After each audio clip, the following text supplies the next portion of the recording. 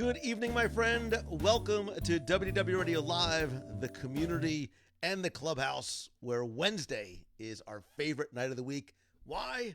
Because we get to spend it together. Thank you for being here for WDW Radio Live. If you are watching live, please do me a favor, say hello in the comments and tell me where you're watching from. If you're watching on the replay, don't forget to join us here every Wednesday, 7:30 p.m. Eastern, and turn on notifications because you never know when and from where I may be going live next. Yes, it is a very vague hint. Thank you so very much for being here. If you're watching for the very first time, please also let us know in the comments as well and tag and invite a friend.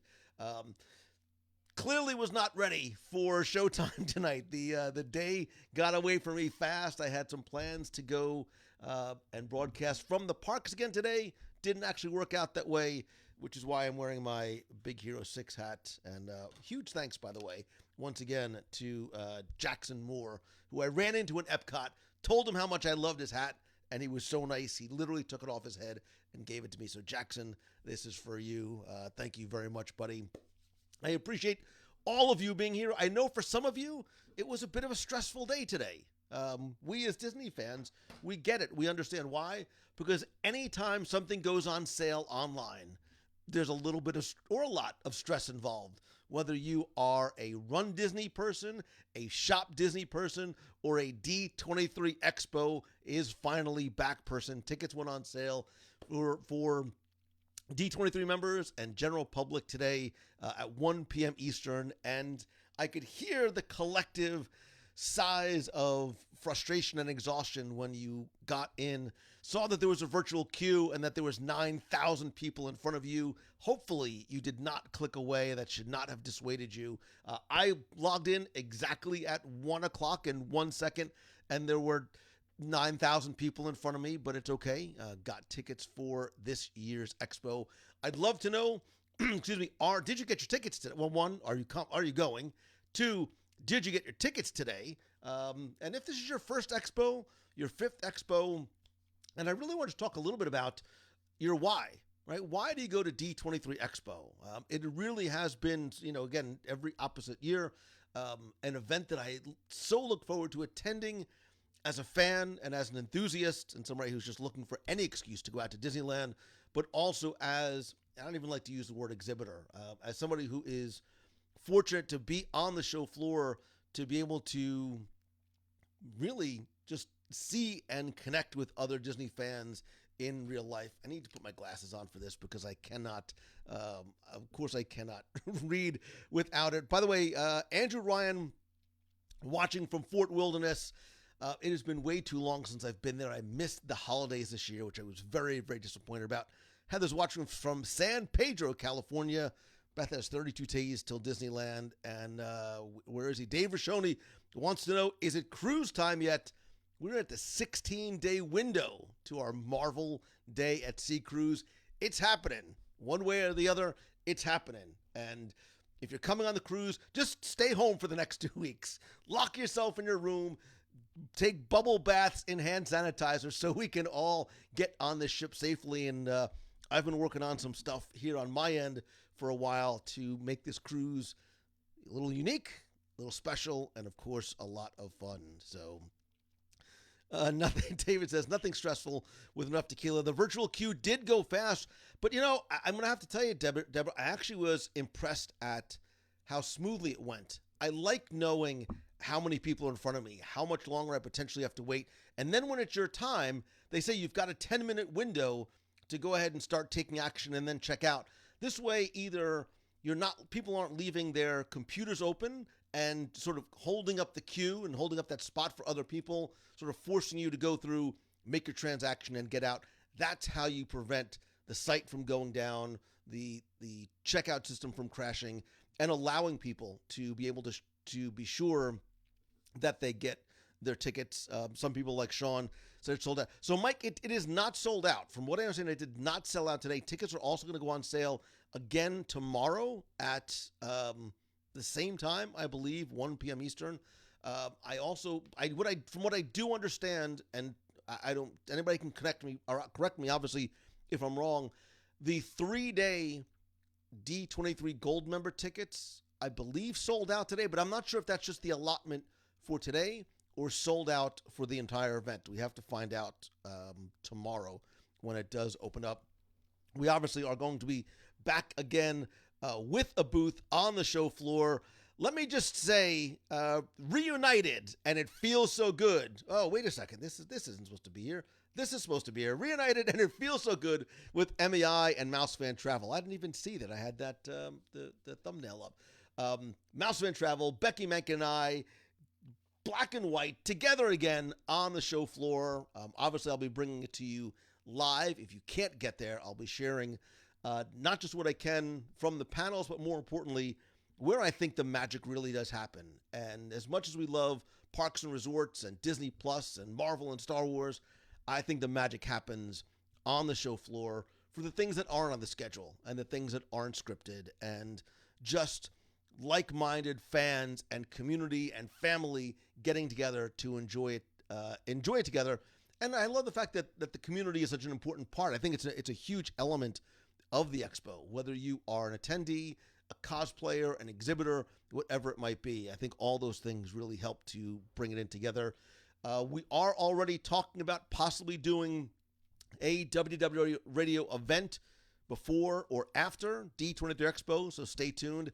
Expo is a bit of a stressful time. There's a lot of spinning plates in the air all at once, but the goal is to do something before or after Expo, so definitely please stay tuned. I see some of you, like Kimmy, is going to be watching from overseas through the box, and it's part of the reason why I do it. Jeff C. has his stretchy pants ready. Jeff has actually sent me photos. He has not one, not two, but 5 different pairs of stretchy pants of actually increasing size, because he understands that this being his first cruise, knowing he's cruising with us, he's going to need to sort of continue to expand the waistline as the cruise goes on.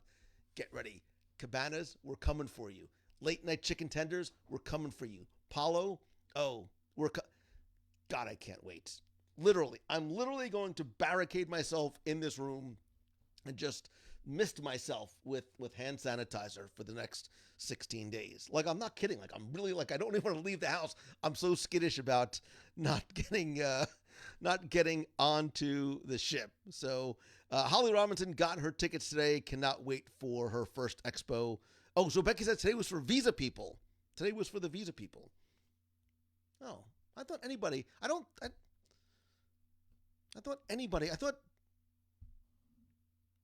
Visa people had a different day. I think, or maybe today was for gold members. Was for not gold member the Austin Powers movie was today. Maybe it was for gold members and Visa card holders. It could be. I thought today was just Visa card. It might be. Allotment for today. Tomorrow there'll be another batch, and if it sells tomorrow, it may sell out tomorrow. If today was any indication. And I know we have no idea what the numbers are going to be in terms of how many tickets are going to sell. We'll never know that answer, and that's okay. We won't know until we really get there. Will it be going live from the cruise again? Darren, fingers crossed. It is always the plan to go live at the very least on Wednesday, same time, same channel, 7:30 p.m. Eastern. I do sometimes go live from the sail away, although my expectation is there probably won't be a traditional sail away party. Maybe I will be able to go live as we are sailing away. Although when I did cruise with Becky Menken from MEI and Mouse Fan Travel over the summer, we actually sailed away. The ship actually left late, so we were sailing away while the dinner seating was going on. So it's a play it by ear. That's why it's so important to turn on notifications both in the clubhouse and on the Facebook page so you don't miss a thing. We need to work around the Facebook algorithm as much as possible. The pre-sale says sold out and a check back tomorrow, says Amanda. So again, I don't know. My understanding was that there was another allotment of tickets for tomorrow. Do not quote me on that. I don't make the news. I just report it to the best of my knowledge. How many meals should I plan at PIMS and Avengers Campus? I think you need to go for breakfast, and I would go for... Would I do it for lunch or dinner? I think I would actually go for dinner so that you see Avengers Campus at night. When you're done with dinner, you can walk it off for a little while. That's what I would do. I would have shawarma for lunch. So I'd have Pimm's for breakfast, shawarma for lunch, and Pimm's for dinner. Make your day in Avengers Campus as marvelous as it can be. And for all of you that saw and showed me and posted and shared and freaked out about the Spider-Man crashing into the wall, it's fake. It's completely fake. And I know because the guy who created the fake video literally posted a video about exactly how he did it. So it's a completely fake thing. Spider-Man did not crash into the wall. Peter Parker is safe. We can all rest easy. So let's see. Today was Visa Day. Visa people had a 2-hour head start. Curtis says, Curtis, you beat me to the punch. Can we get a live review of the 2 Twinkies you got to whomever sent me not 1, not 2, but 3 boxes, not 3 Twinkies, 3 boxes of Twinkies. Quick little story. There was a conversation in the Clubhouse group about somebody with Twinkies, and they posted it like 9:45. Was it last night or the night before? It got me thinking about Twinkies, and I said, I'm literally tempted to, I just was in sweats and a hoodie. I'm like, I'm tempted to throw on shoes and go to Publix because I had this immediate and insatiable craving for Twinkies. Today, Twinkies showed up at my house. I had this incredible craving for a Tesla. If only, no, but like whoever you are, there was no box. I mean, there was no name, no card, and there was the original Twinkies, the banana Twinkies, which really were the original Twinkies, and chocolate Twinkies. I had one today with my little cup of tea on the couch. I felt like a 7-year-old kid again. So whoever you are, thank you. Of course, I went back to Amazon. I ordered larger stretchy pants for the cruise because if and when I eat this, it will be my second Twinkie today and my second Twinkie in like 40 years. So thank you very much. I will take this is the banana one. I'm going to try this banana one before the night is out. So, the pre-cruise poster is coming tomorrow to cruisers. So we've been drafting an email to Marvel Day at Sea cruisers. Becky is spoiling. We're telling you to don't actually wrap yourself in bubble wrap. If you do, please direct your attorney's letters to go to me. I am not telling you to wrap yourself. 24-hour pre-sale for Visa card holders. So I have to imagine that there is another allotment of tickets for D23 Expo coming tomorrow. Quickly going back to this, I really want to know, what is it about or at Expo, the single thing? What is the single thing that drives you there?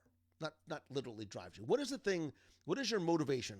Is it the panels? Is it Marvel? Is it the show floor? Is it shopping? Is it, for a lot of people, it is all about the merch. Is it the celebrities?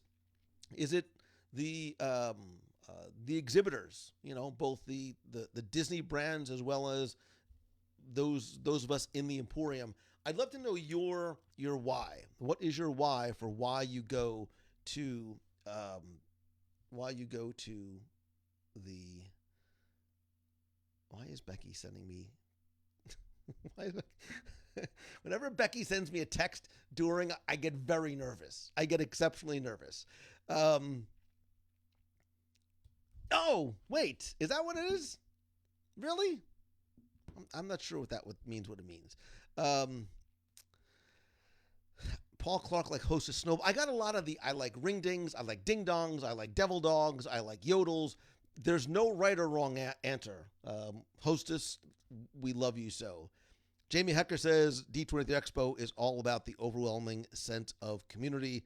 Erica loves seeing the voice actors and getting to see TV shows before anybody else. I know for my son, meeting Alex Hirsch and getting his Gravity Falls book signed by him a couple of years ago is something he still talks about to this day. The panels, particularly with those who are older, thinking of you, Marty Sklar. I love the exhibitor and seeing all of the cosplays. Becky, by the way, has promised me like that she's going and she's cosplaying this year. So it's going to be a mystery, but I'm curious to see maybe we should do like a poll in the clubhouse. What should Becky cosplay at for one day during the expo? Beth Strickland already has her plan. Oh, butterscotch crimpets. I haven't. Oh my God, butterscotch crimpets are actually my favorite. Like, now this is not me telling somebody. I mean, if you want to, it's not me telling anybody to send me butterscotch crimpets. But oh my God, I can't believe I haven't thought about butterscotch crimpets since I was a little kid. Marie Claude Lord likes to speak with authors and designers.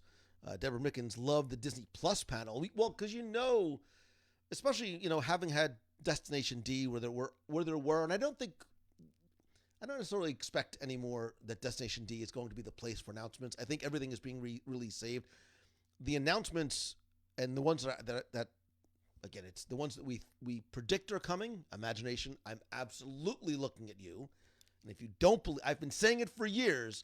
This time I believe it. If you don't believe me, try and get a Figment popcorn bucket. But I agree. And I think it's the big panels and some of the small panels where you get to not only hear from, but talk to and ask questions of some of your favorite celebrities and stars. Jimmy Kenny hears the hostess truck backing up to my garage. Grace Corba from Mouse Fan Travel says it's the Disney community, the fans, validating the magic of our love of Disney. And, Grace, that's a really insightful and interesting comment because I think for a lot of people, it's why we go to Expo. It's why we go to Comic-Con. It's why we go to Dragon Con or LeakyCon or HorrorCon, because we do sort of seek out validation from others, from our peers, of the fandom that we love so much. I mean, even things like Facebook groups, right? It's why some of the reasons why we join, because we want our fandom to be validated by others and have others who share it. And as we like to say, get it. Gina Flacco, crimpets are the butterscotch crimpets really are the best. Tara, I'm not even going to read this out loud because it's creepy and weird and never going to happen. I can't think about Twinkies without thinking about Zombieland. I also thought about Zombieland when I saw it.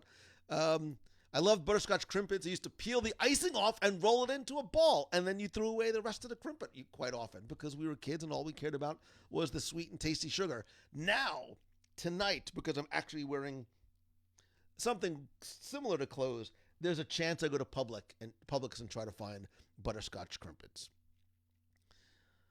Caleb Joshua Hill, it's going to be his very first expo. He's been a gold member since 2018. Hope they have a panel for Disney Channel's original series, Kim Possible, for the 20th anniversary. The Disney Broadway panel in 20. By the way, speaking of Disney and Broadway, last night I had a chance to see Disney on Broadway during Flower and Garden Festival, which was wonderful. It was delightful. I love live entertainment. My daughter, who's a big theater kid, made a special trip out last night to Epcot only to see that. And I have a feeling she loved it so much she's going to continue to go back because obviously there is a rotating group of performers. So if you've never been before, you absolutely should put it on your to-do list. Christine Marson says, "What is my hat?" This was a gift that I told the story, Jackson Moore. I met him in the park one night. I was actually with Becky. I was like, wait a minute, man. Is that a San Francisco hat from Big Hero 6? He's like, yeah. And I was like, dude, I've never seen one of those. I've looked for it. I totally dig it. He walked away and then came running back a minute later. He's like, here, I want you to have it, which was the most wonderful tear-jerking moment. So I still don't know where he got it, but that's what it is. It's San Francisco. So let's see. Going to see Alan Menken perform at Expo is something I'll never forget. I agree. The concerts, and remember, I think it was the Alan Menken concert where it was supposed to be like 45 minutes and he played for 2 hours. I think when Richard Sherman, it was Sherman and somebody else. Maybe it was Sherman and Menken. It was Sherman and somebody else performed. Their concert went, which is why I always tell people, if you're looking to go to Disneyland and Expo, you need to build in time. I would absolutely do Disneyland first and then Expo because you're going to be on your feet and walking and exhausted by the end of Expo. you really want to make sure you enjoy your Disneyland experience best that you can. I would do 2 to 3 days in Disneyland, then your 3 days in Expo, and then head out late Sunday night home. Just saw Disney Lion King on Broadway, so good. Yeah, we're trying to see if we can squeeze in a New York trip because my daughter really wants to see some Broadway shows, including some of the Disney. The hat makes me look thinner. Ladies and gentlemen, welcome to the era of Lou Mangello wearing hats. If that's at all true, I am now going to expand my hat collection. I've just reduced my hat collection. I don't even need a lot more hats. I'm just going to keep wearing my hats because if it makes me look thinner, then whatever this going on with the lighting, I'm going to do every show in a hat from here going forward. So, and Christine, I agree. We need more Big Hero 6 in the parks. We are getting more Big Hero 6 on Disney Plus, right? So who knows what might be coming. Derek Pellerin, I'm not even clicking on that because that will never happen again. Super, super weird. Love the Alan Menken and the Richard Sherman concerts. I don't remember there being a concert for the last Expo. Was there? Was there a live concert? Or was there a screening or something that they did one night in the big arena? I don't remember. I don't remember what they did. If we do a group meetup, will it be before or after? Deborah, I don't know the answer to that. I honestly don't know the answer. We're still sort of planning out.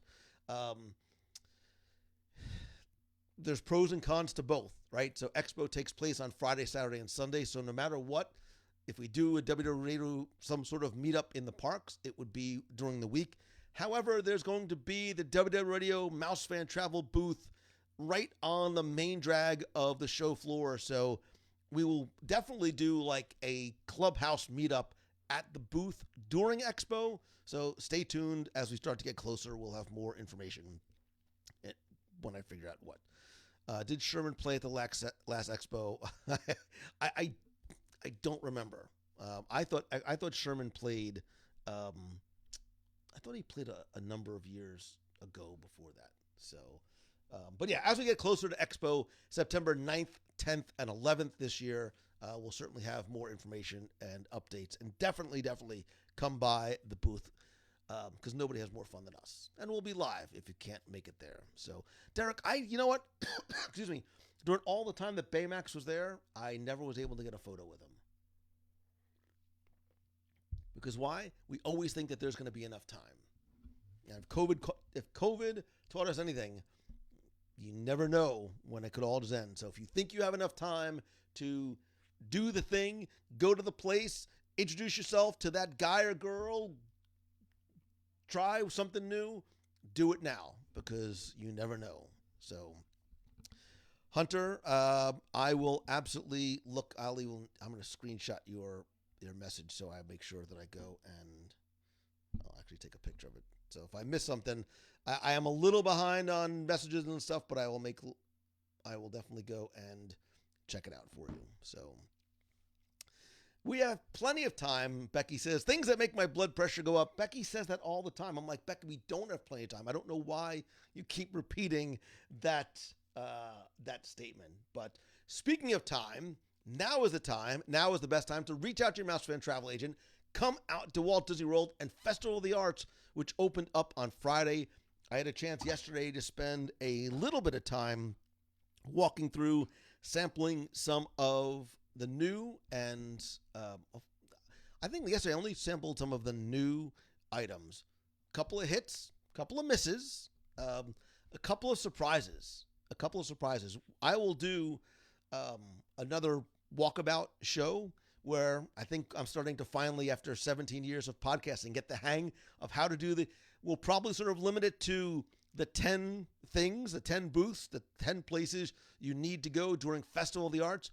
But do you want a little preview, a little sneak peek based solely on, I think I only had maybe from 4 or so different booths yesterday. I cannot believe that what might be not just the surprise of the festival, but what might be, at least based on what I've eaten so far, the best of the fest is from China. I know. China does not always deliver.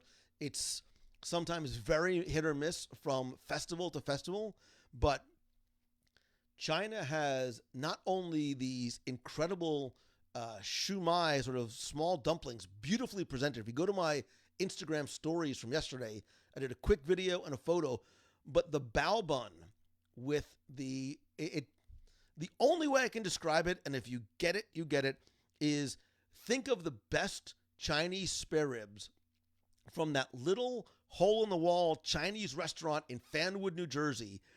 Take the best of that spare rib meat, cut it, trim it, put it in a soft, warm bao bun, and have this incredible, I don't even know how to describe this sauce. It's almost like a hoisin sauce. It is outstandingly good. If only there was somebody like tonight that would, actually, I don't want you to pick me up and take me to Epcot. I want you to go to Epcot, pick me up a bao bun, and bring it to my house. Then, now that, you know what? We're going to have to do, not before the cruise probably, because bubble wrap. Maybe after, you know what I'll do? I'll do a podcast with the top 10 things you need to do, and then the following week-ish or so, or after I get back from the cruise, we'll go live from Epcot, and we'll have, like, our top 3. We'll have, like, maybe our top 3. So, it was so good. It was so good. The bun was delicious. Sean is eating White Castle burgers. Wait, what? You're eating White Castle burgers with brie. You know that those two things don't go together. Like, they are on the opposite ends of the culinary spectrum. They're both equally delicious, but those are two worlds mashing up, which now sound ridiculously delicious. By the way, if you haven't seen the picture of Becky loving White Castle, Becky loves White Castle. Go figure. Again, two worlds colliding, Becky and White Castle. It's amazing. Becky, kudos to you for getting them to construct the concierge lounge at the Orlando White Castle so quickly. Really, really very, very well done. There is a sushi donut. I did not try it. I did not actually try the sushi. I did not go to Japan yesterday. I did not go to Japan yesterday. It was like a mashup between teriyaki and duck sauce. That's a pretty good way to, yeah. Maybe that's what you do. Like, you go to the Chinese restaurant, you get your little packets, and you sort of mix them all in the thing, and then you dip. It was outstandingly good. It was outstandingly good. So, let's all message Lou, meet up February 12th or 13th. Oh, you mean like on a Wednesday night for that? Becky, we did stay there for 3 hours. Becky, if you know me, and it takes a lot. It really does. It takes a lot to stress me out. But usually there's a look that happens, and it's sort of the head and the hands look. I spent a great deal of time at White Castle like this. I spent half of it like this. No, like an eighth of it like this, and a lot of it like this as we were preparing and for the cruise and pivoting and coming up with ideas. But it all worked out. White Castle might have to be sort of the planning destination for future events. So, how long does the festival run? I don't have my my guide in front of me, so if somebody else can answer that question. I know it's long. Like, it runs Festival of the Arts is running a really long time. Again, I don't remember the actual end date. So if somebody has it, can share it.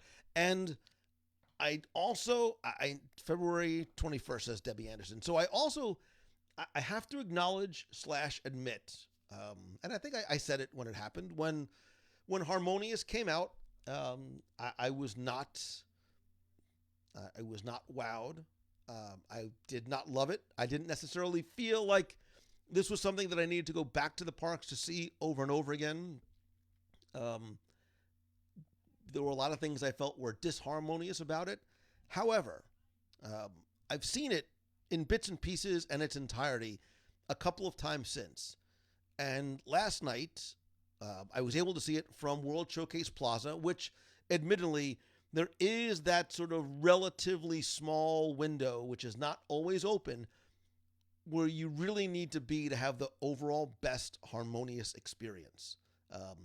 As you're walking from Future World to World Showcase Plaza is right in front of you. Sometimes there's a stage there. Sometimes it's blocked off for parties. But even if you stand back and get sort of a little bit of a wide panoramic view, that's the sweet spot. There is a sweet spot to watch from. If I ever get a chance to live broadcast from there, I will. I have to admit, and I do believe, and somebody else correct me again if I'm wrong, I do believe that there were tweaks made to the show since it's originally debuted. I'm really warming up to it. I'm really warming up to HarmoniUS. I'm warming up to the part where the parts where, which I felt were, and they're still a little bit disjointed, but the Disney music parts, I am warming up to the idea of it being rearranged, it being sung in multiple voices by different people, and it not be sort of just. I'm also really warming up to the visuals. I still can't tell you what the finale song is or any of the words from it, and that's okay. But I think, and if you maybe felt like I do, I think seeing it more often, you do really start to warm up to it. Jeremy says, my family of the same opinion. It's a great location. It's the best if it's available. It is a shame that the optimal viewing area is so small, because I think you do yourself, and I think the show does itself a little bit of an injustice if you're watching from the perimeter or off to the sides, or even on the opposite side. In Italy, it's not quite the same, and I can't sort of articulate why, but it is meant to it is very much designed, slightly maybe to a fault, to be seen from the front. I think what would have been better if there was a way to sort of make it a full 360-degree experience, and no matter where you look, that's where, Illuminations, save for a couple of small parts, it didn't matter where you stood to watch. You got, for all intents and purposes, you got the same experience. I think that's where HarmoniUS, I don't want to say fails, but when you have, and for lack of a better term, when you have the Stargate, which is basically, it's almost a two-dimensional screen. If you are off to the sides at all, it really does detract from the experience. But if you are able to see it from there, I like it much better than I did before. Is the show perfect? No. Are there things that detract in the daytime and in the night? Absolutely. But I am starting to warm up to it. And sometimes I think you need to go in. And not that I've even went in with an open mind. I was like, I find myself starting to enjoy this. It's not sort of hitting me here yet, right? It's not hitting me necessarily in the feel yet. I don't sort of feel the tears welling up in my eyes as I do with some of the other shows, but I'm getting there. So, yeah, it needs to be seen without a doubt in the center. So, and it's a shame, Kim, about having to sort of squeeze into, and you don't have to, but it's where you get the overall best experience.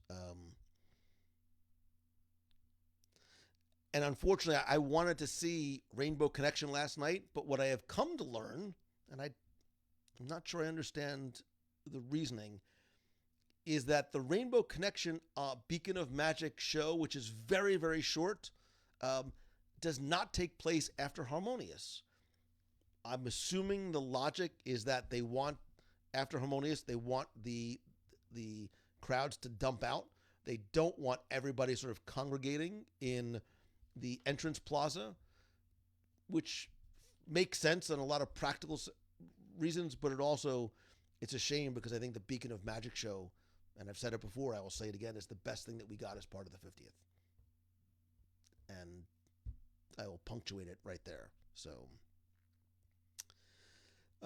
is Rose and Crown still a good place to view from? I have not watched from there. We have watched from Italy, which was great, because you're almost as close, other than Japan. And we had sort of that private viewing area, which was an unobstructed view. but it's still not I don't know how to describe it. It's not the same as watching it from the other side, and I don't know why. I don't know why. I think I need to see it again from a few different vantage points and then make an overall sort of informed decision. So Chris says, I like it more since I downloaded the album, which I didn't even realize was a possibility. Jeff C says, HarmoniUS will always hit me emotionally now while waiting. My son talked about asking his girlfriend to get married. Will always be special to me. Thank God she said yes, or else HarmoniUS would stink going forward for all of you. Like, that stupid show. It's how I feel about the Pink Castle cake, but I am not going down that storytelling path. Let's see. Illuminations was fantastic from Mexico. As you speak, I'm loading the video of Illuminations. I'm going to have to watch a video of Kermit singing Rainbow Connections. It's for some, it's as close as you can get for now. And I really think you have to watch it and judge for yourself in person as opposed to trying to watch it on a video. I've said this about anything, whether it's an attraction, and certainly a show like this, which is on, and I almost didn't realize again last night, it's on such, the scale is not just a vertical scale, but the horizontal scale, and the breadth is so wide. It's not deep, but it's wide.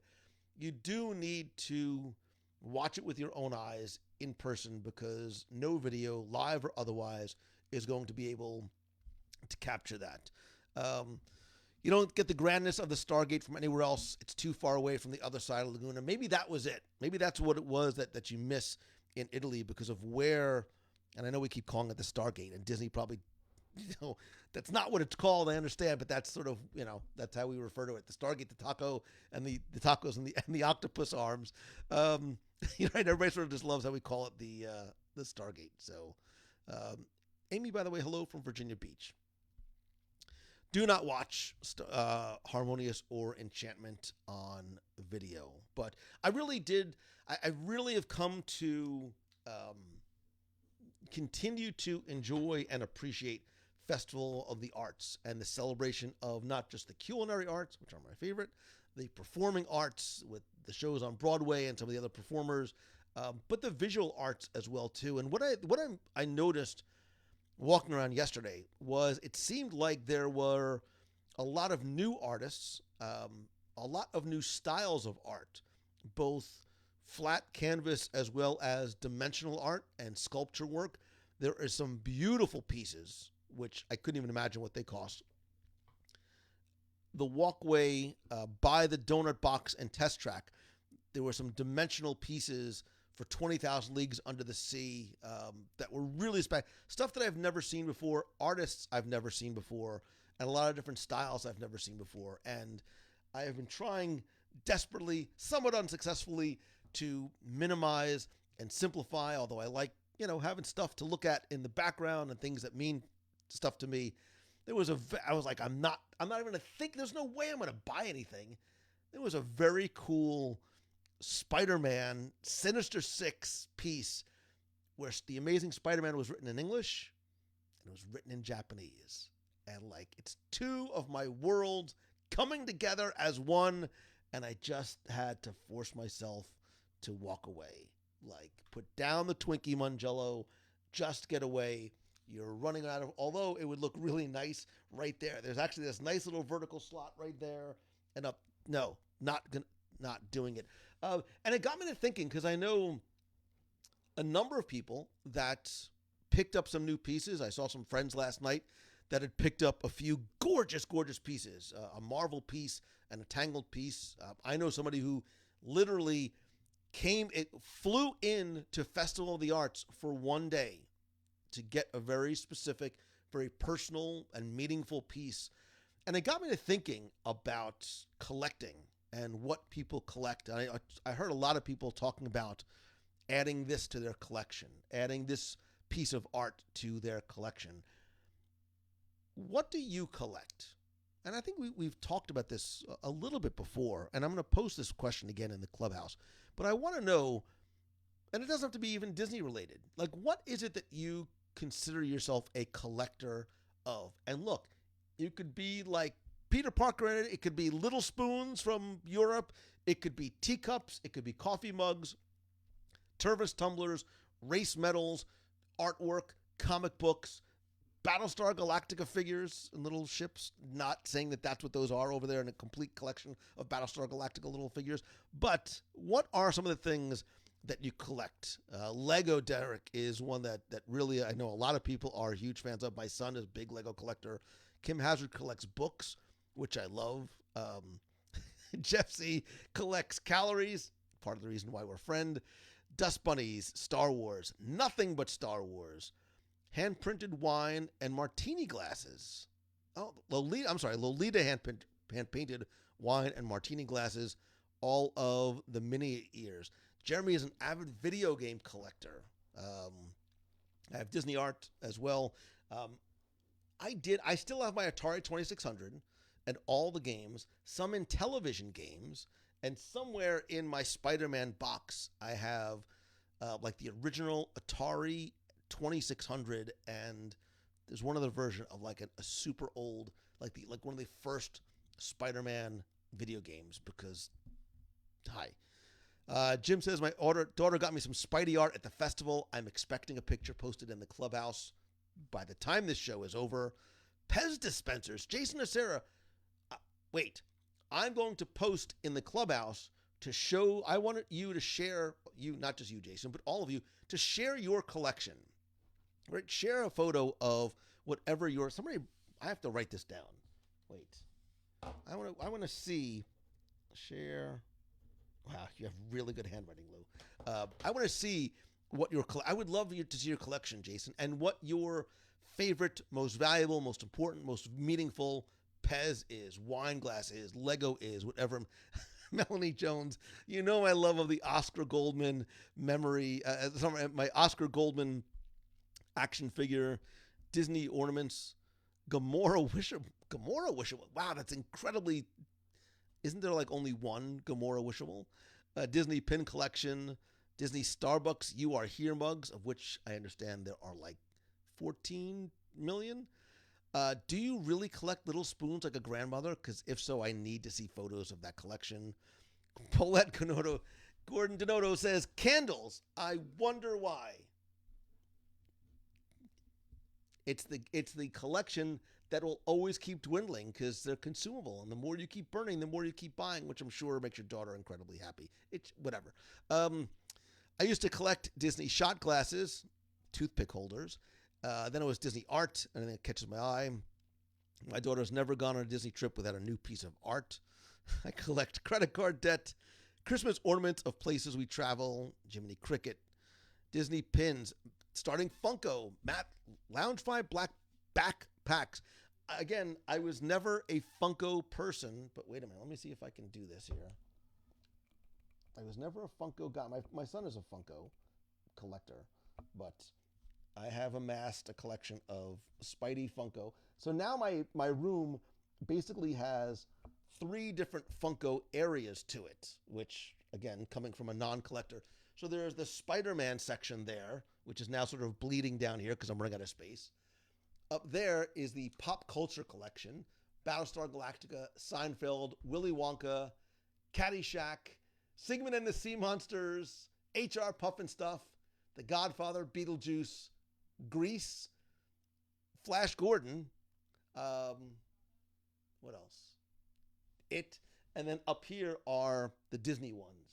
And they're ones that are either like meaningful to me because I just love the character or the show. So I've got Rocketeer, Orange Bird, Winnie the Pooh, Figment, Tron, Black Hole, Vincent, DJ Rex, Mr. Toad, Bao, Madame Leota, It's a Small World, the Little Hula Girl, because I love little hula girls, and a few other ones. So I'm not a Funko collector, but I have a Funko collection, if any of that makes sense. William Dale, I too said the same thing about Vinylmations. I actually I have an entire collection. I have all the Spider-Man Vinylmations. I have the entire collection of Spider-Man Vinylmations. When I had the big sort of collectible display back here, I had them all up there, but there's just not enough room for it. Brian Jones has a lot of anime. Jim Shore and Thomas Kincaid is what Caleb likes to. So now, Refrigerator magnets. We always, whenever we travel, we get them, but there's only so much refrigerator space, and then it starts looking very cluttered. I'm not a clutter person. It freaks me the freak out. Soft plushies and blankets. I love the fact that my kids still love plush. Disney stuff, that other kid stuff, and Gone with the Wind. Disney artwork, Funkos, guitars, so many guitars. So many guitars. This is Jeremy Goff. The retro games market is booming. Like even some of the retro stores around here and little, collectible shops. Crazy increase in the prices of video games. Your husband collects kaleidoscopes. I love that. It's so like nostalgic and retro and unique. Super, super cool. NASCAR miniatures, Disney figurines, shot glasses, pins, racing medals. Yeah, Suzanne, I feel you. There's whatever. I have books all over the house, Haunted Mansion stuff. It's interesting because some people are specific to a character, a story. For others, it's the item, right? It's the item that you collect, and it almost doesn't matter what it is. Resort magnets and pins, shot glasses, postcards, autographs, a lot of postcards. Marie Osmond Disney dolls, again, super niche and specific, which probably, hopefully, helps keep your collection and your pocketbook intact. Figment items follow me home a lot. I'm sure you've got the popcorn bucket. I have one Funko, Pirate Red. I have a collection of pint beer glasses, including several Disney ones. Did I ever collect the mini monorail? So I have the mini monorail that goes around the Christmas tree. We have one of those and some extensions for it. We have some of the hotels. So we used to put the hotels and everything around our Christmas tree. Gotten into Funko. Yeah, Funko's an easy sort of rabbit hole to go down for collection, but it's like Disney pins. Like, oh, I like Spider-Man. I'm sure they make 1 or 2 Spider-Man. I don't want to count. 2, 4, 6, 8, 10, 12. Okay, I don't want to, maybe that was a bad idea. I don't want to count how many Funko I have there. But my son has some, and he's actually starting to purge some of his collection. He's taking after his father. He just set up an eBay account. He's going to be purging some of his Marvel and Disney and Star Wars. And he's got some other stuff going on too, some pop culture stuff. His collection, because you can't have them all, right? I think it makes the ones that you do have more important, more valuable. I say all the time I'm not a pin collector, yet I have an abundant amount of pins that I have acquired. That's basically the story of almost every pin collector. They start like with one thing, and next thing you know, they've got rolling suitcases full of pins. Like Becky Menken just validates. I have thousands of pins. It became a problem, I had to admit. I collect Stitch. It fits my personality. My pin collection's getting out of control. I love to collect the Disney McDonald's Happy Meal toys, Broadway memorabilia, splat points. I don't know what those are, and I'm afraid to find out what they could be. See, postcards are great because they're not normally incredibly expensive. They don't take up a lot of real estate. They're easy to collect and display. That's what I need to do. I need to flat, small things. I collected comic books for a while as a kid. I gave it to my brother. He's just sold a lot, but he has thousands and thousands of comic books. Beanie Babies started a lot of people's addiction. I collect Spirit jerseys. Again, amazed at how that has taken off. For those of you that collect Spirit jerseys, how many do you think you have in your collection? Because I know people that every time a new one comes out, they get it. And I'm like, just by my rough count, you have 30 Spirit jerseys in your closet. And you live in Florida. So how often are you actually wearing any of those? But maybe it's not about the wearing. It's just about the having. It's that sense of ownership and seeing it in the collection, things that mean something to you, and evoke a certain feeling just because you see it. Random Orange Bird, Stitch, and Figment items that catch my fancy. Yes to the popcorn bucket. Look, I don't know where the popcorn bucket collectors are storing and displaying all these It's like the big figs. Disney finally got smart. And I have one, two, three. I have 4 big figs downstairs. And one of my favorite items is my Samurai Mickey Big Fig, which I've never seen him again. Like, I've never seen him again. I haven't seen him on eBay. But the big figs are huge. And I actually knew a guy who was single. He had a house. He must have had 35 big figs and literally was building shelves just randomly throughout his house to display his big figs. Now the big figs are like mini big figs, which are a little bit more easy to collect, to ship, to display.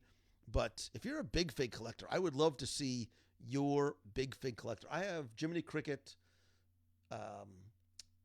like Patriotic Mickey, Jiminy Cricket, Jedi Mickey, Samurai Mickey, and I think I have a Peter Pan.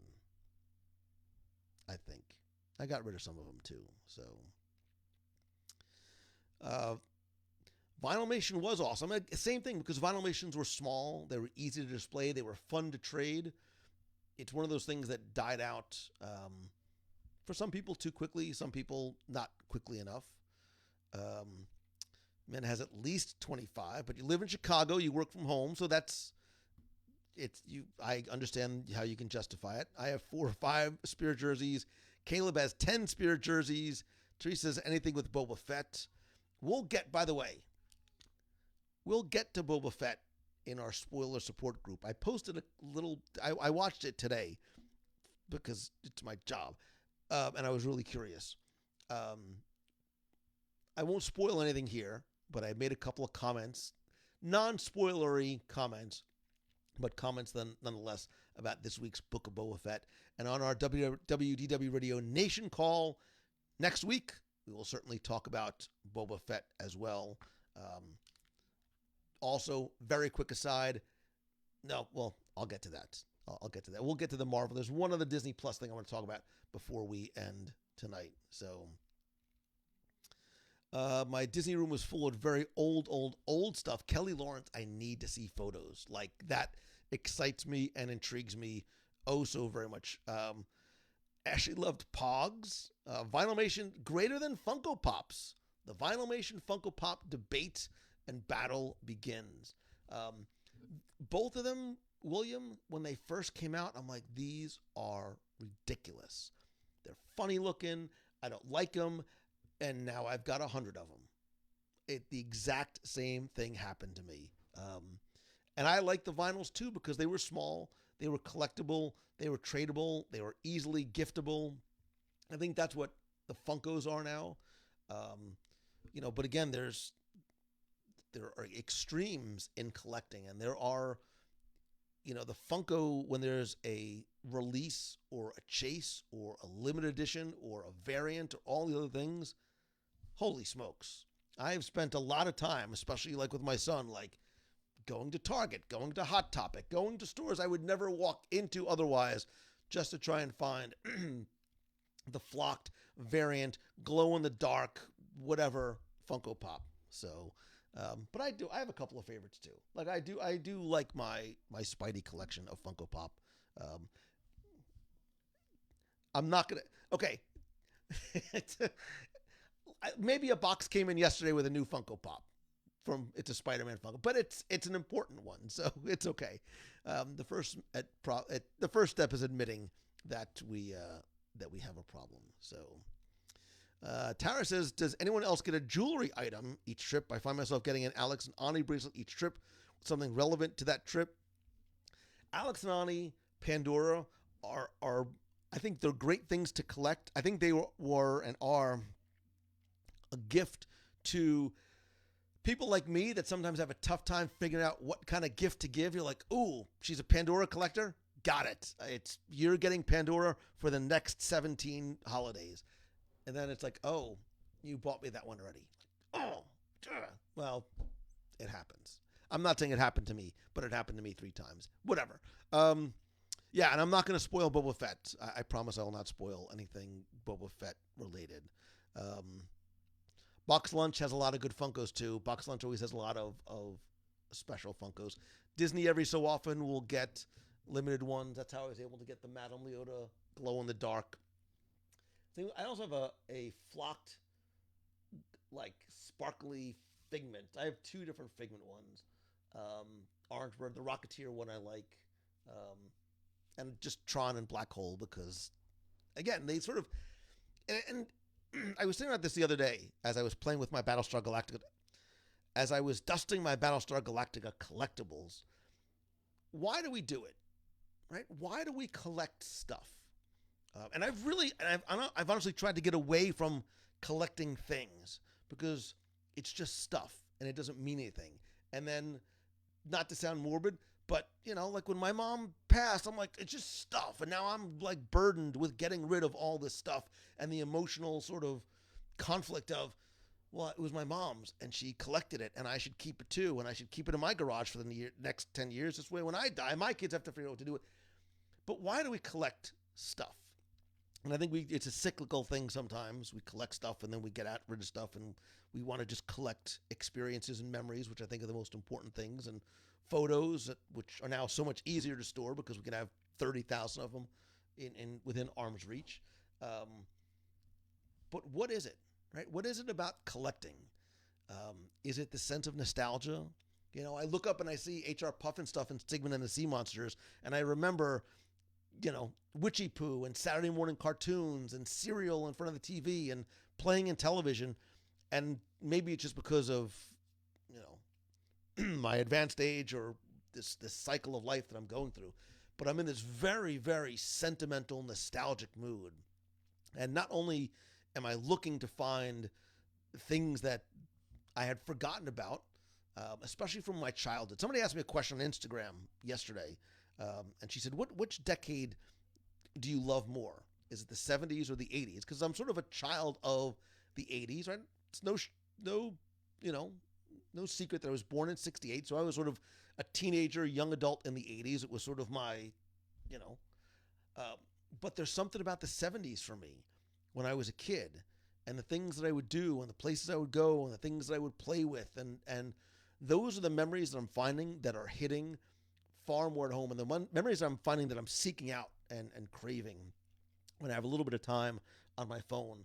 It's the stuff that I'm looking at. Or if I do find an account that is retro 70s and 80s and I see something like, oh God, like it just, and I don't even need the thing from 70s and 80s. Like I've actually, if you remember what this used to look like, I've taken a lot of stuff.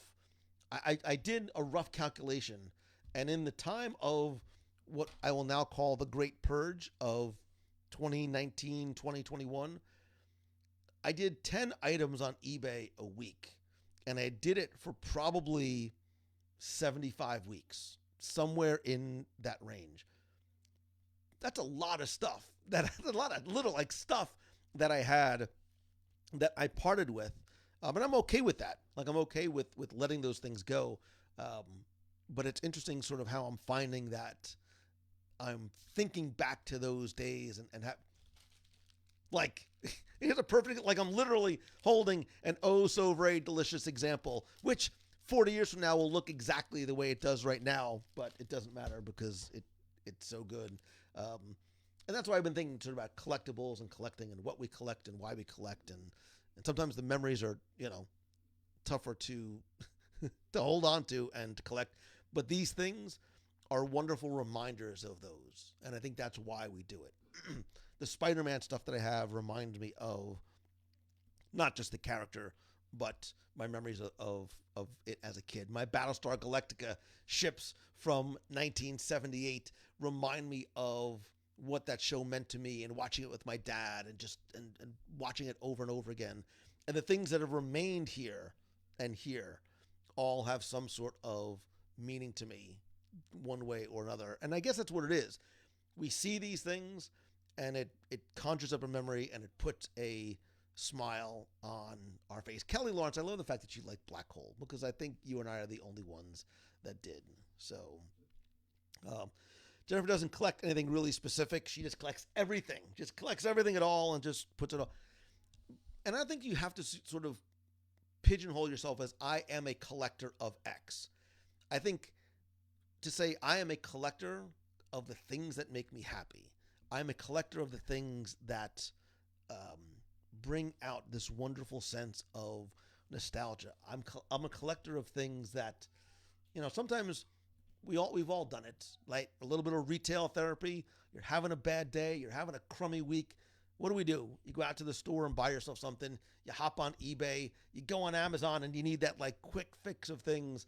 And I think that sometimes that there's nothing wrong with that. Now, I'm not telling you to go out and buy a $7,000 watch, but you go do you and whatever the things are and the things that make you happy. Michelle, so I have some Hess toy trucks. My mom used to, when I was a kid, my mom and dad would buy them for me every Christmas. I made the mistake because I didn't know any better of opening them up, but I have a bucket which probably has 7 to 10. I gave a couple away. Like I gave a couple away to kids. I'm a sap, and this is where somebody's going to yell at me because my kids did. We were having a garage sale, and there was a kid there, and the kid wanted some stuff that was there, and the parent didn't want to get them for one reason or other. And I was talking to the kid, and he's like, "Oh, I like trucks. Do you have any trucks?" And I was like, "I have Hess trucks." And I went and I got, and I probably gave him like the most expensive Hess truck. I don't know any difference, but it made the kid happy, so that's all that matters. But we collect to feel comfort and nostalgia from when we were kids. I display things that evoke happy memories. I look up and smile. Heather I loved Witchy Poo. I loved Witchy Poo. Little bookmarks remind us of where we've been. Life moves pretty fast, Ferris. Kristen Furman said, Kristen, it's so funny. I was thinking about you today. I'm like, I have to message Kristen. And I'm much more selective now, but anything to collect has to bring me pure joy and happiness. And it has to have a story. I agree 1,000%. I took my Disney photos this year of my mom and I at Disneyland. I actually just got back a couple of days ago. I might have said this last week. I found in my mom's house a huge collection of photos, slide carousels, 8 and 16 millimeter film that I sent off to a company. I did a lot of research, found a company that I trusted, and sent it away. I keep saying it. I have to post a picture. There's lots of pictures and videos from trips that we took, including trips from Disney World in 1971. There was a couple of carousels from 71, 73, 75. So I just got them back and spent a little bit of time going through them. And whew, there's a lot of things that will never see the light of day because it was not, I had a couple of really, really bad years just with all this, with the hair and the glasses and braces and whatever. But it was nice to see those and relive some of those memories that I hadn't even thought about in so long. Janet, I believe Black Hole is on Disney.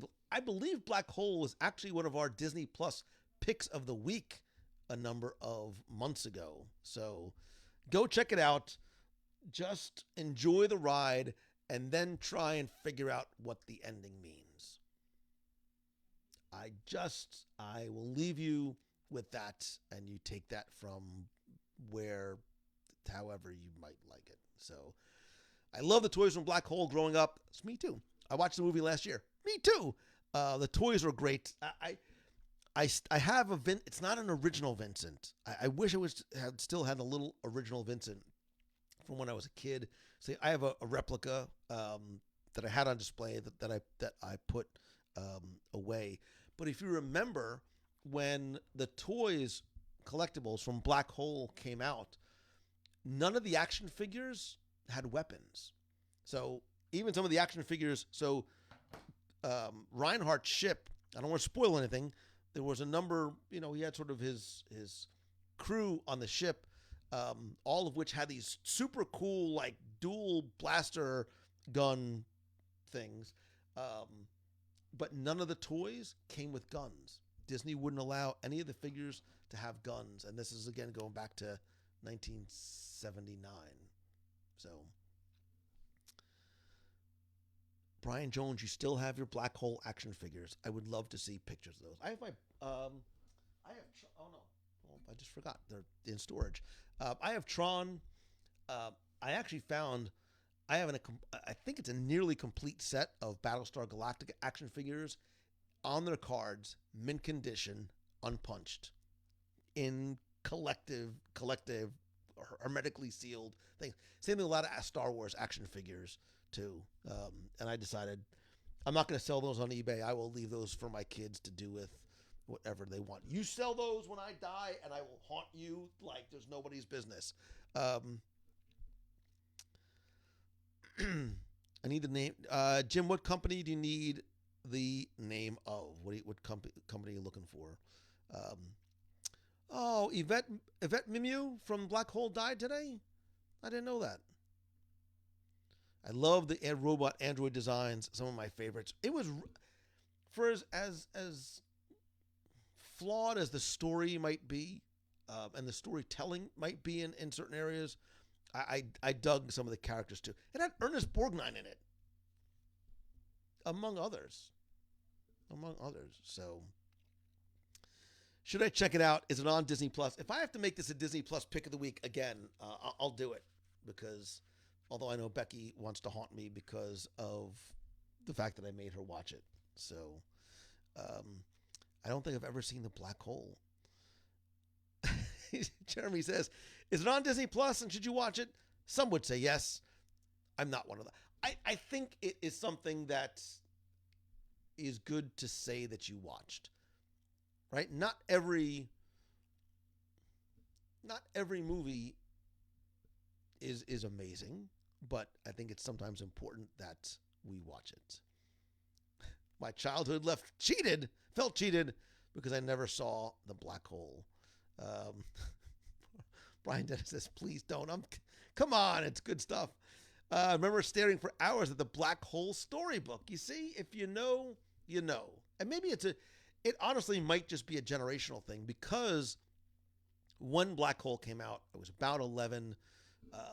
We were in this sort of post-Star Wars, like, space battle, space opera. This was Disney's first not so gentle foray into that space. Was it perfect? Not by any means. But again, it's that sentimental feeling that Black Hole gives.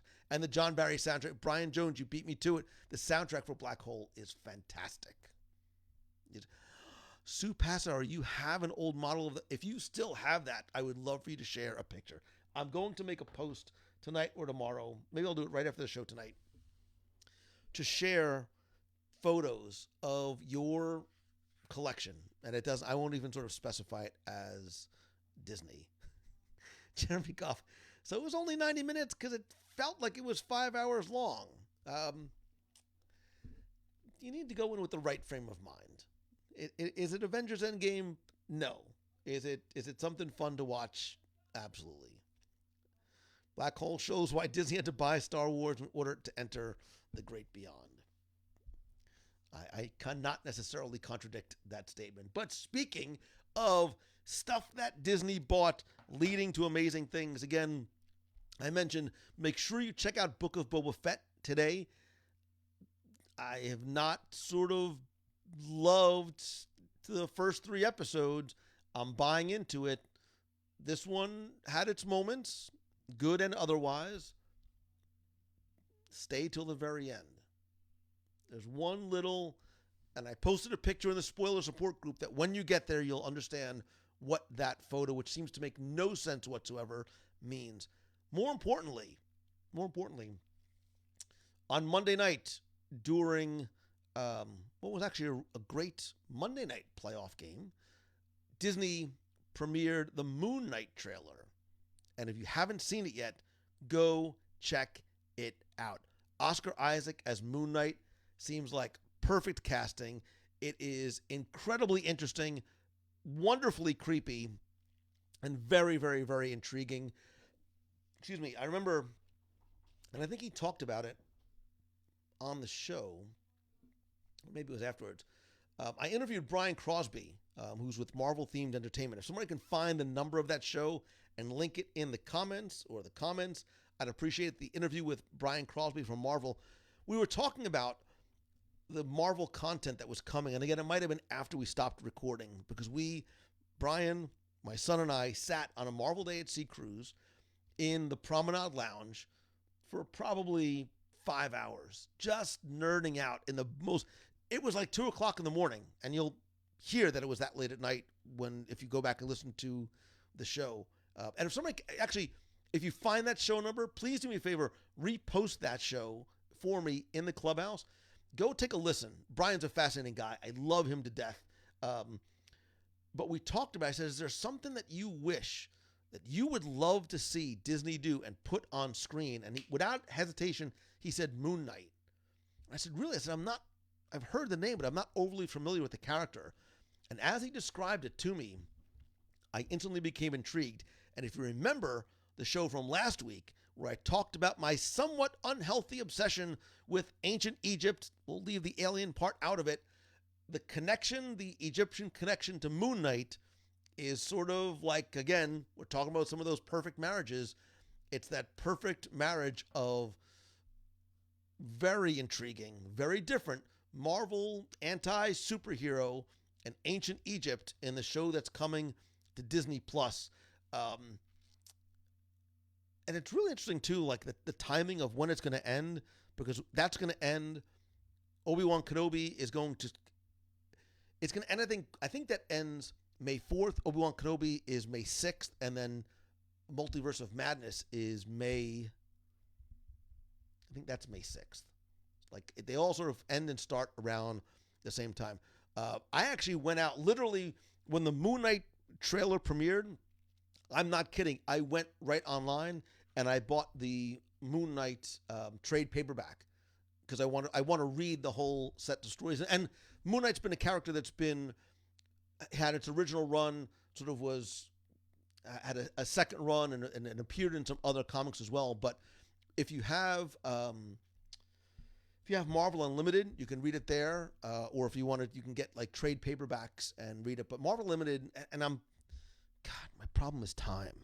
I want to like get Marvel Unlimited because you have access to, I think, 35,000 or so Marvel comics. So if you want to read a storyline, if you want to read a character, if you want to learn more about what's going on Disney Plus or in the MCU, it's a great way to do it. You can read it from your phone, your desktop, your iPad, whatever it might be. But I need to buy time first. So, and Moonlight does look kind of scary. It does look very amazing, and I think this is going to be a very different type of Disney Plus show. When I say that it's dark, I don't mean dark in a Punisher, Jessica Jones type of Netflix dark, which, they are what they are. But I think this is going to be, because the comics are very dark, and I think this is going to be a darker story. I don't think this is going to be the one that is being targeted towards younger kids. I think Book of Boba Fett is. I think Book of Boba Fett very much skews to a younger demographic, possibly to a fault, right? Like, I sound like an old man on the lawn, but okay, enough with the burp jokes. Like, burp jokes and the other stuff jokes, I don't think it necessarily belongs in what an artist should put out as exceptional storytelling. I think it's a cheap laugh and a cheap gag. And it is an overused trope, and I don't love it. And I think in this episode of Boba Fett, it happened like twice. I'm like, come on, man, you're better than that. Like, you're better than the burp jokes. But I think the burp jokes and the skateboard thing and some of the other stuff, and I posted in the spoiler support group a scene today that reminded me of something else. I think it's meant to skew to a slightly younger demographic. I do not believe that Moon Knight is going to be that show. I think it is going to be scary. And you're right, Jeremy. Like, Boba Fett can't close his eyes without dreaming of Tusken Raiders, which as a kid I did as well, but that I needed a different type of therapy. So his costume reminds me of Mumra from Thundercats. His costume is sweet. I'm not going to, well, whatever. Marvel, all I'm going to say is Marvel Day at Sea is coming. And for those of you who are attending and want to dress up, there's a wide spectrum of content, characters, comics, and costumes if you so choose and desire. So anyway, make sure you tune in to Book of Boba Fett. Make sure you get your D23 Expo tickets. Make sure you also, by the way, hey, look, puberty's finally hitting everybody. Make sure you tune in to episode 664 with the one and only Becky Mankin from the aforementioned MEI and Mouse Fan Travel. We talk a lot about some Disney history, including the extinct and demolished Frontierland Railroad Station. Yes, there was one earlier. Looks nothing like the one that's there now. I think I posted a photo. If not, I'll post it on Instagram tomorrow. We talk about Tesla coming to Tomorrowland? Question mark? It's meant to sound like yes, I want you to listen to find out what we're talking about. We also talk about dining. Shocker. Complete and utter shocker. We talk about overseas parks and how easy, challenging, and fun it is to try and deal with some of the language barriers or lack thereof. We talk about picky eaters, of which I am clearly not, and a few others topics as well. Please tune in. Please tell a friend, share a link, go rate and review the show on Apple Podcasts. And look, when we're done here, if you haven't rated and reviewed the show on Apple Podcasts, do it. I'll read it on the show. I promise, unless it's really mean, then I won't. Although I don't read them beforehand. I just sort of pull it up and start reading, which sometimes is embarrassing because people are like, Lou, you're awful. And I'm like, okay, maybe that's not the one I want to read. Not that I get to, whatever. But you could also, if you can now leave ratings in Spotify. So even if you don't listen on Spotify, pull it up, subscribe, leave a rating. It's always helpful. I don't know what it really does, but I'm assuming that it's helpful anyway. And I would appreciate it nonetheless. What else? What am I forgetting about? Oh, I know what I'm forgetting. Wait. Where are they? Let's see. Oh, it's not here. It's here. Don't forget, again, our Marvel Day at Sea cruise is coming up in a couple of weeks. You're like, oh, I'm having FOMO. I wish I was going. Don't sweat it. Why?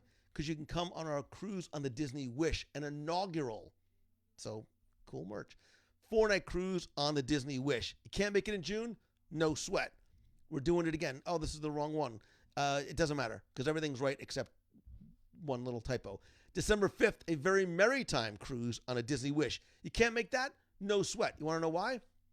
Next year. And yes, we're already thinking to next year. We're doing an 8-night with an overnight, which I like. The ships, like, hang out in Bermuda, party up like your face off all night long, just as long as you make it back the next day. It is an 8-night and lots of other fun stuff we are preparing for as well. You can find out more about those, any trip that you want to take by going to visit our friends over at MEI and Mouse Fan Travel. Oh, by the way, very quickly, quick personal aside, I am looking for your help. And by help, I mean guidance, recommendations. I am planning on a ski trip. And by ski, I mean like maybe I'll ski one day, take some lessons, but I want to do all the things around the ski trip, possibly in Colorado. I'm hearing a lot about Park City, Utah. If you go to my Facebook profile, I put a request for recommendations about places to do, not just skiing, but some of the après-ski stuff, cool little village, things to do in a town, maybe like in Colorado, Steamboat, Breckenridge. Welcome, open to suggestions, places to stay, things to do would be very helpful. I'm outside my element here because I have not gone skiing since I was a wee, young, little lad, so many years ago. So again, it's in my, on my personal profile on Facebook. And is ski code the word for eating in the chalet? Yes, Derek, that's basically what it is.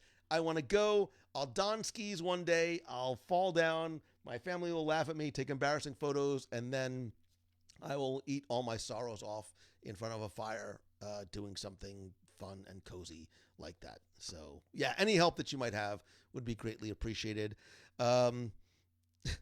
He needs a couple of recommendations, so I'm not spending 7 days trying to find a ski destination. Please help him decide. That's my travel agent, by the way. No, you've been very helpful in trying to at least help me narrow down the field, because when you ask for recommendations and I'm like, here's the 5 places I'm looking for, you get people that mention each of those 5 places and then 10 more. So I need help just sort of narrowing the field. I'm getting there. I am getting there, but it is a slow burn. And I promise your help will be rewarded with incredibly embarrassing pictures of me and hopefully wonderful pictures of wildlife and food. So yeah, Jeremy, this was not meant to ski either, but tubing, snowboarding, sleigh riding, a little bit of hiking, maybe even. That's the kind of stuff that I'm looking to. Tara says I recommend a helmet. That's probably the best advice that I get all night. So again, don't forget to, if you are not part of the WDW Radio Clubhouse, please come join the community. More importantly, please invite your friends to be part of it as well. You have created such a wonderful family that I am just incredibly blessed and grateful to be a part of. Huge, especially thanks to all the members of the WDW Radio Nation family. Your support, your help of the show means the world to me. And you really do make this show happen every week, every Wednesday. So thank you very much for that. I think that's it for this week. I'll be back next week from an as yet undecided location. I'm tempted, right? Because I want to go out. I want to eat somewhere. I want to share it all with you.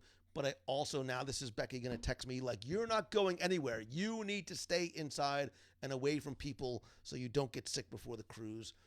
I'll figure it out. I'll figure something out at some point. But anyway, huge thanks once again for joining me tonight. I love you. I appreciate you. And when I say that nobody has more fun than us, you continue to prove it every single week. You put a smile on my face, and I hope that collectively the show, the community, the podcast does the same for you. And if there's ever anything that I can do for you to thank you for your help, for your Twinkies, please let me know. And always remember to choose the good, always and every day. I love you. So until next time, see ya.